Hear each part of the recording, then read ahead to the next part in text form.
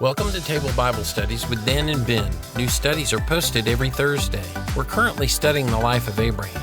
We pick up with a discussion of the fulfillment of God's promise to grant Abraham and Sarah a child and some serious family drama.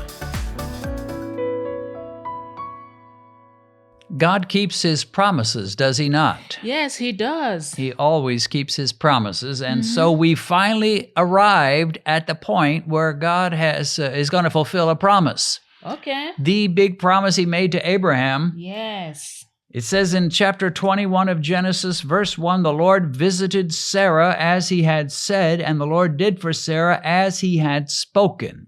So he did as he said, he did as he had spoken. Yes. For, verse 2, Sarah conceived and bore Abraham a son in his old age at the set time of which God had spoken to him.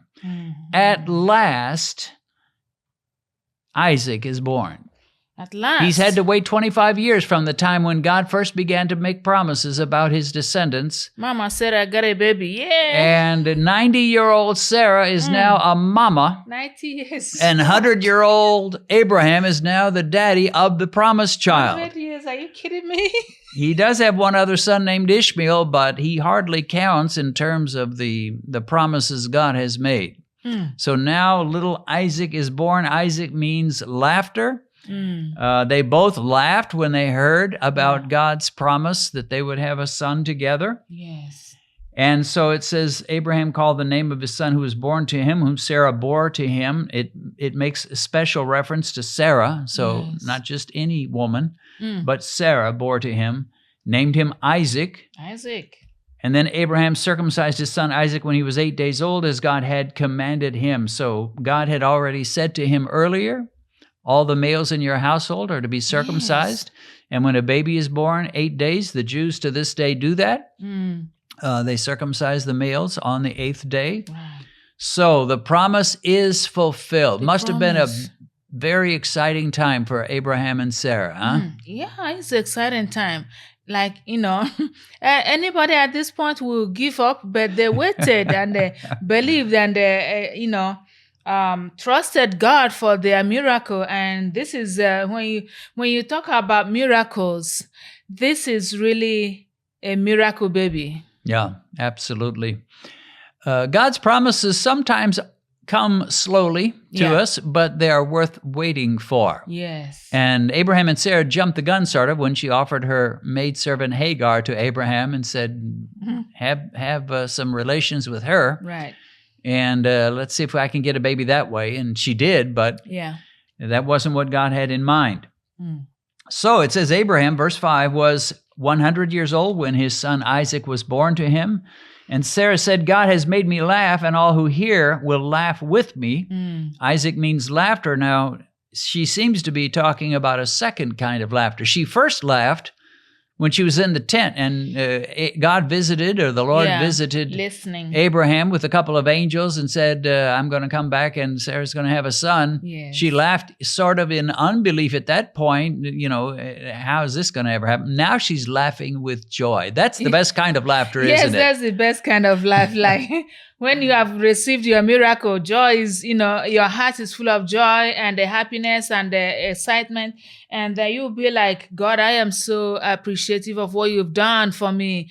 I am really happy. And then this laugh and smile, can't stop, like morning, afternoon, night, looking at the baby like this is, my baby. Yeah. And Abraham, I got one for you after how many years? Took a long time, but we finally did it. We finally did it. Praise High God. five. Hallelujah.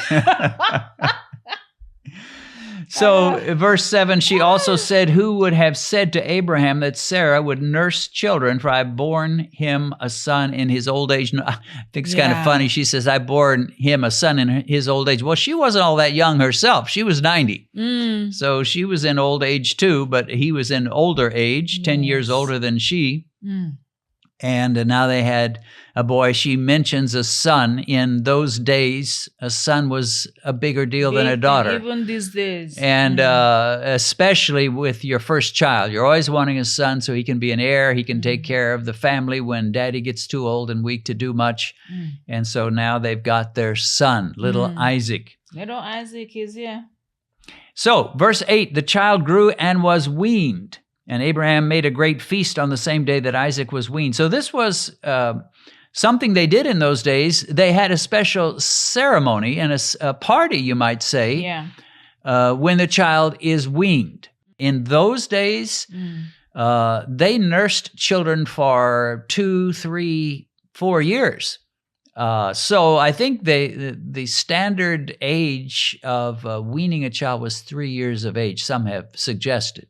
Mm-hmm. So we're not talking about a little baby Isaac at this point. We're talking about a 3-year-old, someone who can talk and run around and, do things that 3-year-olds can do. So they're having a big party to celebrate his official weaning. Okay. Now, why is that important? Well, it's important because it tells us the age of Ishmael, which is going to be significant later on in this chapter. Ishmael was around 13 when Isaac was born. Okay. So if they're having a party for Isaac's weaning, that makes 3 years down the line, which makes Ishmael a 16-year-old young man. Okay. He is not a kid anymore. He's a teen, probably around 15, 16. So the child grew and was weaned. Abraham had a party, and then Sarah notices something. Verse 9, Sarah saw the son of Hagar, the Egyptian, whom she had borne to Abraham, scoffing. Therefore she said to Abraham, cast out this bondwoman and her son. So Sarah notices 16-year-old or 15-year-old Ishmael mocking the little baby. We don't know what he was saying. Teenagers like to mock. Teenagers can have attitudes, especially around the age of 15 or 16. Yeah. Maybe he was a little bit jealous because everybody's making a big deal over Abraham and Sarah's son. And, of course, he's the son of a handmaiden, a son of a maidservant. So he's mocking him. He's ridiculing him or in some way being disrespectful to this little 3-year-old baby boy.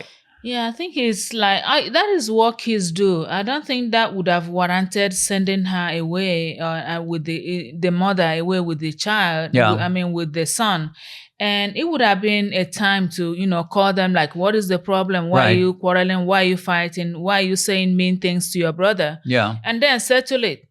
Well, any parent that's got several children is going to run into times like these where and usually the older kid is picking on the younger kid. Yeah. They're going to run into times where they mock each other, fight with each other, have issues. Yes. So that's not totally unusual. Like you say, that wouldn't really warrant, all right, you're out of here. I'm sending you and your mama away. Yeah. But this is a special circumstance. So Sarah notices this, and she's very defensive and protective of her little baby boy. I mean, he's just a little fella. And she's waited for him for a good long while, and nobody's going to make fun of her little boy. So she has never really accepted Ishmael. When she first suggested that Abraham have a baby by Hagar, she was the one that came up with the idea. And Ishmael was supposed to be her baby. Hagar was supposed to have the baby, turn the baby over to Sarah, and she would raise it like, this is mine. Right. It never really worked out that way. I think God waited for a longer time for them, and she was like, I can't wait any longer. Maybe, since she was getting older and older, she would have been like, maybe God doesn't really want to give them this child through her. Maybe it has to be through this lady, and then be like, okay, just make it come through. Let not wait any longer. Make it, happen. Take my maid. And which was not the best idea for them. And I think anybody would be like, okay, how many years has passed? Still waiting. And that would be like, maybe pray a little longer, fasting or something. But well, the thing to remember is Ishmael was supposed to be Sarah's son, but Hagar never really let go of him. She still saw herself as the mama, which is natural. I mean, that's what you would expect. Yes. If you've born a boy, even though officially he is supposed to be the son of the head madame in the household, that's your son. Yes. And you never really let go of him, and she never did. Yes. And Sarah never really took him and embraced him, even though that was the whole idea. She never really took him in as her own son. So by the time Isaac comes along, it's like, forget Ishmael. This is my boy. And when she sees Ishmael mocking as a teenager, her little baby boy, she's not happy. So she goes to Abraham, and verse 10, she says, "Cast out this bondwoman and her son, for the son of this bondwoman shall not be heir with my son, namely, with Isaac." So she's very harsh. Like you said, this is not normally what you do when you got a couple of brothers that are, kind of at odds, or one brother picking on the other. You might say, well, we need to rebuke Ishmael and let him know this is not acceptable. We need to take away his allowance or ground him or whatever parents would do in those days. Yeah. But instead, she's like, he's out of here. In fact, his mama's out of here. Just get rid of them altogether. But notice there's another element here, not just the fact he's mocking him. She says, I don't want him to be the heir. My son is the heir. Abraham was a very wealthy man.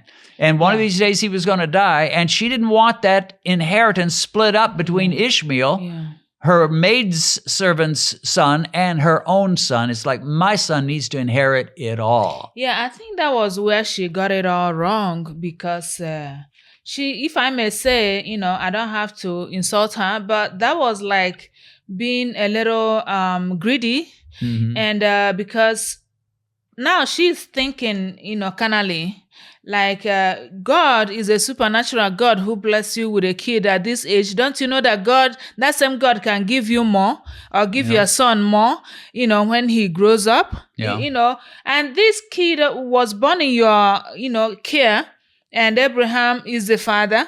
So giving Abraham giving this guy something and then leaving some for your child is not a bad thing for me. You would have been like, think about it, like talk to your husband. Maybe, when you want to know that my child would have been the first, although this one is the first, but know what to do. Then it would have been better, instead of just get them out of here, everything. This is like being covetous. Is it the right Covetous? word? Covetous. Yeah. So but here's the interesting thing. She goes to Abraham, says, kick out the mama and the son. I don't want this boy being heir with my son. And it says the matter was displeasing in Abraham's sight because of his son. So Abraham loved Ishmael. And he didn't like the idea. She comes and says, kick him out. Kick out his mama. Just send them on their way. Abraham does not like it. Which is good. I mean, that's the right thing. That's the right emotion to feel. Right. If someone's trying to tell you, just forget about your son, just send him on his way, what good father would ever feel that was the right thing to do? But here's the surprising thing. And even though it was displeasing to Abraham, God said, verse 12, to Abraham, do not let it be displeasing in your sight because of the lad or because of your bondwoman. He doesn't even call Hagar his wife. He says your bondwoman, which basically means slave. Whatever Sarah has said to you, listen to her voice, for in Isaac your seed shall be called. God is so determined that his purposes through Isaac are going to be fulfilled, and he doesn't want anybody to dilute this blessing that he's going to pour out through Isaac. Okay. So he says, listen to her. Your seed will be called will be known through Isaac. Yet I'll also make a nation of the son of the bondwoman, because he is your seed. So God is saying, listen to your wife. Now, it doesn't mean that Sarah gets a free pass on this. I really think she was harsh. I think she was too much possessive in terms of her own son, and not loving enough to her adopted son, if you want to call him Ishmael that. But in this case, what she was saying was exactly what God wanted. Sometimes, even though someone's attitudes may not be right, their conclusions may be correct. And what they're saying may be exactly what God wants. In this case, her attitude wasn't good. God supported this. But God said, listen to her. Now, keep in mind what God is telling Abraham, send her away along with her son. I mean, a husband's first duty to his wife, especially in those days, was to take care of her, protect her, provide her a home and security and food and clothes and a comfortable place to live and to sleep. He was going to send her away from all of that. Just on your way with your son. In fact, one of the phrases the Jews use, and I think it comes from Ruth, when they talk about a marriage, is that the man would spread his wings over his wife. Okay. Like a mother bird putting her wings over her chicks. To cover the chicks. Cover that wife with protection, with love, with food to eat, with everything she needs. Right. And as long as they did that, they were considered a pretty decent husband. Whatever faults they may have, at least take care of your wife. And the wife went into marriage knowing, this may not be Mr. Ideal. This guy may not be, my Prince Charming, but I know he's going to take care of me. Right. And I'll have a place to eat, to live. I'll have food to eat. I'll have clothes to wear. He will take care of me. And if they knew that, they could sometimes overlook some of the faults of the men. And now Abraham is about to forsake all of that.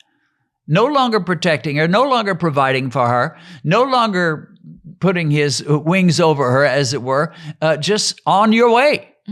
And the amazing thing is, this is at God's direction. I mean, it started with Sarah, but God says, yep, this is right. You need to listen to her. This boy cannot be heir to all your blessings, your physical blessings, your spiritual blessings, the promises I made in your life. It's all going to come through Isaac. And of course, what that means is that Jesus Christ was going to come through the line of Abraham, down to Isaac, down to Jacob, and on it went. You think God was thinking that far? Oh, well, he always thinks that far. Thanks for watching our study of the greatest book ever written, the Bible. In addition to these Bible studies with Ben and me, I also share what I call video devos, which are short teachings I give on various Bible topics.